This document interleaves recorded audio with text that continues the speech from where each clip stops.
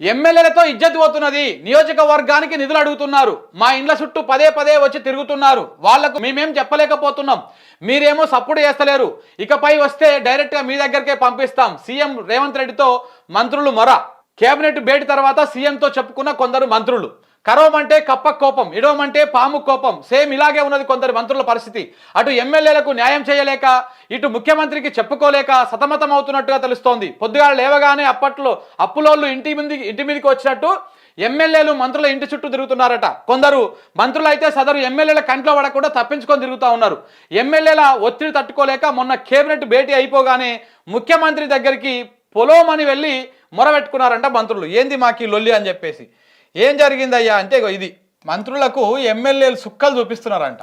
ఎందుకంటే మా నియోజకవర్గానికి నిధులు కావాలి, మనం ఇప్పుడు అధికారంలో ఉన్నాము, మీరు నిధులు ఇస్తారా ఇయ్యరా? సో ఎప్పుడు ఇస్తారు? ఇప్పుడు అధికారంలో ఉన్నాం మనం. 15 నెలలు అయిపోయింది ఆల్రెడీ. 15 నెలలు ఆల్రెడీ అయిపోయింది. సో 15 నెలలు అయిపోయింది. ఇంకా మనము నియోజకవర్గంలో ఎక్కడ కూడా అభివృద్ధి కార్యక్రమాలు స్టార్ట్ చేయలేదు. సో కాబట్టి మీరు నిధులు ఇస్తే, మీరు మా నియోజకవర్గాన్ని నిధులు ఇస్తే మేము కొంత డెవలప్ చేసుకుంటాము.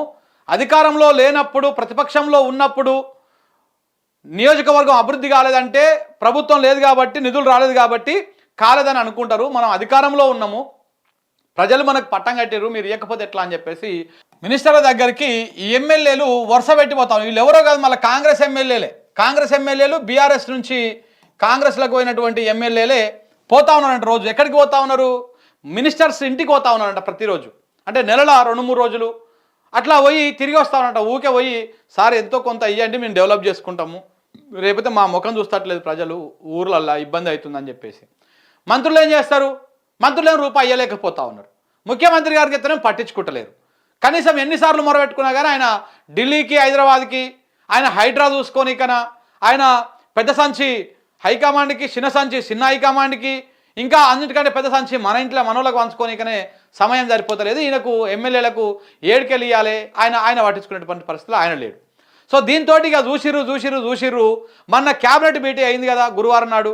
ఆ భేటీ అయిపోయినాక అంతా లేచి వెళ్ళిపోతా ఉంటే కొంతమంది మంత్రులు, కొందరు బాగా ఇబ్బంది పడుతున్నటువంటి మంత్రులు, ఈ సమస్యతో ఇబ్బంది పడుతున్నటువంటి మంత్రులు అందరు కలిసిపోయి ముఖ్యమంత్రి రౌండప్ చేసిరంట. రౌండప్ చేసి ఏంది చెప్పు మాకు ఈ బాధ, ఎమ్మెల్యేలు మా ఇజ్జత్ తీస్తుర్రు, ప్రతి నెలల 2-3 సార్లు ఇంటికి వచ్చిపోతున్నారు, చెప్పులు అరుగుతట్టు బాట పడుతున్నది, ఊకి అప్లోడ్ వచ్చినట్టు వచ్చిపోతా ఉన్నాను, మాకు ఎంతో కొంత నిధులు ఇవ్వండి, మీ నియోజకవర్గాన్ని అది చేసుకుంటాము అని చెప్పేసి మీరేం సపోర్ట్ చేస్తలేరు. ఇట్లయితే కష్టమవుతుంది, ఇక మేము మీ దగ్గరికే పంపిస్తాం, మరి మీరేం మాట్లాడుకోండి. జిల్లా మంత్రులుగా ఉండి మేము ఉపయోగం ఏంది? ఇప్పుడు మేము ఒక్కొక్క మంత్రికి జిల్లా మంత్రిగా ఉన్నారు, అంటే ఇన్ఛార్జ్ మంత్రులుగా ఉన్నారు. మా సొంత జిల్లాలు ప్లస్ ఇన్ఛార్జ్ మంత్రులు ఇవన్నీ ఉన్నాయి. ఇవన్నీ ఉంటే కనీసం మమ్మల్ని పట్టించుకుంటలేరు అని చెప్పేసి వాళ్ళు వచ్చే మొత్తుకుంటా ఉన్నారు ఎమ్మెల్యేలు. మీరు కనుక వాళ్ళ సమస్యని సాల్వ్ చేయకపోతే డైరెక్ట్ మీ దగ్గరికి పంపిస్తాం, మీరే మాట్లాడుకోండి అని చెప్పేసి మంత్రులందరూ కూడా ఎవరెవరైతే ఇబ్బందులు పడతారో వాళ్ళందరూ కూడా వేరంట. ప్రధానంగా ఉత్తమ్ కుమార్ రెడ్డి గారు కూడా ఇందులో ఉన్నారంట.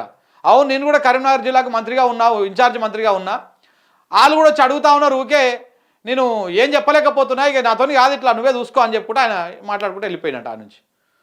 అంటే ఎమ్మెల్యేల పరిస్థితి ఎట్లా ఉందో ఒకసారి అర్థం చేసుకోండి, కాంగ్రెస్ పరిపాలన ఎట్లా ఉన్నదో అర్థం చేసుకోండి.